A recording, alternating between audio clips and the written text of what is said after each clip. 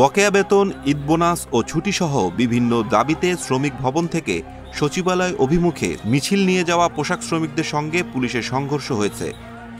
আজ দুপুর 12:30টার দিকে সচিবালয়ের সামনে এই ঘটনা ঘটে।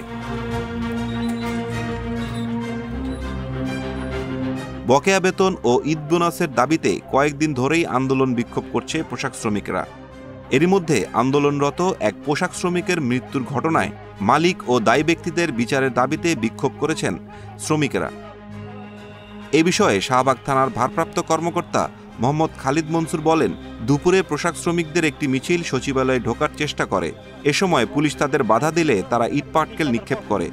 পরে পুলিশ তাদের লাঠিপেটা করে ছত্রভঙ্গ করে দেয়। এ সময় শ্রমিকদের ইট পাটকেলের আঘাতে 3 পুলিশ সদস্য আহত হয়েছে বলে জানান তিনি। এই ঘটনায় বেশ কয়েকজন পোশাক শ্রমিক আহত হয়েছেন। তাদের ঢাকা মেডিকেল কলেজ হাসপাতালে নেওয়া হয়েছে।